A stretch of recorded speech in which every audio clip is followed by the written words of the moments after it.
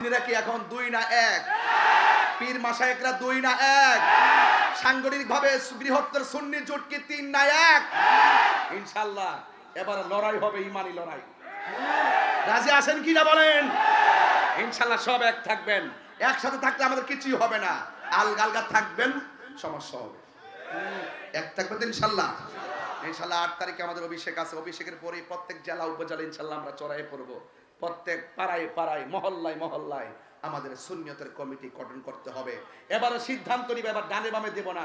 এবার সিদ্ধান্ত সুন্নিদের কেন্দ্রীয় সিদ্ধান্তে আমরা কাজ করব। যেই দিকে যাব একসাথে যাব, যার সাথে যাব একসাথে যাব। জীবনে বহুত দিছে না, সিল মারছে, লাভ হইছে নি? আমরা খবর কেউ লয়। এবার এক থাকেন, দেশের পক্ষে থাকেন, ধর্মের সুরক্ষার কাজ করেন। ইনশাআল্লাহ আমাদের এই বিজয় কেউ ঠেকাতে পারবে না। কথা বলেন ঠিক কি? সিদ্ধান্ত এবার একটা নিব ইনশাআল্লাহ। 5টা-7টা কর্মী নাই, মিডিয়া দিয়ে বড় বড় আলাপ করে, মূলত মাঠের মতো লোক নাই। আর আমাদের মাঠে লোক থাকার পরও, কোটি কোটি লোক থাকার পরও আমরা কেন পিছিয়ে থাকবো? এবার ঐক্যবদ্ধভাবে বুলেটের মাধ্যমে নয়, ব্যালটের মাধ্যমে সুন্নিদের অস্তিত্ব জানান দিব। কথা বলেন।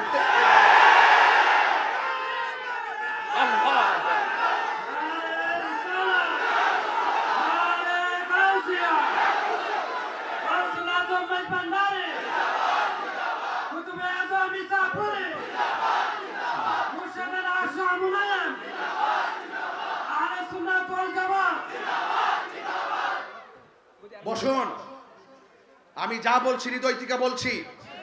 আপনাদের রক্ত শিরায় কি গরম হয় না? আপনাদের ভিতর কি নাড়া দেয় না? এই যে 90টা মাজার ভাঙছে, আমরা কি বিচার পেয়েছি? আল্লামা শহীদ ফারুকীর যে হত্যা করেছে, আমরা কি বিচার পেয়েছি? আল্লামা খাজা বাকি বিল্লাহকে যে গুম করেছে, আমরা কি খুঁজে পেয়েছি? আল্লামা মসজিদের ইমাম সাহেব আল্লামা রইসউদ্দিনকে প্রকাশ্যে মিথ্যা অভিযোগ দিয়ে মব ভায়োলেন্স করে হত্যা করেছে। আজকে রইসউদ্দিনের পরিবারের চোখে পানি, রইসউদ্দিন কবরে আর খুনিরা বাহিরে ঘুরতেছে। এই বিচার কি আমরা পেয়েছি? এখন কি রক্ত গরম হয় না আপনাদের? আমি পরিষ্কার ভাষায় বলছি, সিদ্ধান্ত এবার ফাইনাল। পায়ে দিলে বইলে দিয়ে যায়, সিদ্ধান্ত এবার ফাইনাল। এবার আমরা ডান বামে যাবো না। শেষ পর্যন্ত আমাদের আকীদার কথা কেউ বলে না। যারা আমাদেরকে মূল্যায়ন করে, আমরা তাদেরকে মূল্যায়ন করব। কথা বলেন ঠিক কিনা বলেন? আর না হয় তাদেরকে আমরা বর্জন করব। রাজি আছেন কিনা বলেন? আমরা মুনাফিক। আমরা কি মুনাফিক না ইমানদার? আরেকটা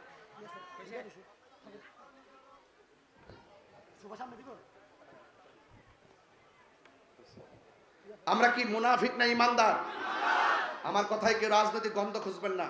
আমি এখানে যা বলতেছি রাষ্ট্রযন্ত্রের সামনে গিয়ে তাই বলবো। আমি গত পরশুদিনে বলছি রাষ্ট্রযন্ত্রকে। ঘটনাটা কি আপনি কি পাইছেন? এই দেশে শতকরা 75% সুন্নি মুসলমান। তাদেরকে বাদ দিয়ে আপনি কাদের সাথে সংলাপ করেন?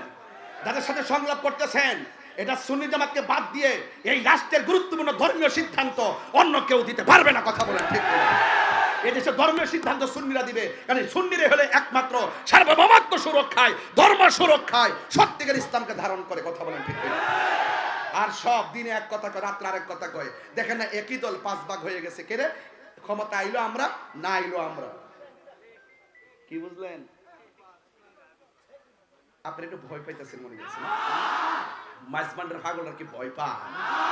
কে জানে কইছিল আসতেছে, মনে মনে ভাবছিলেন যে বাতিজা আয়ো, আসো। দরজা খোলা আছে, মানে বহুত মুনাফিক ঢুকছে, মুমিন হইয়া বাইরিছে। আমরা মারলাম নইলে কাগজে কলমে, ভিতরে সিনার ভিতরে নূর ঢুকাই দিলাম। কথা কন ঠিক না বেঠে?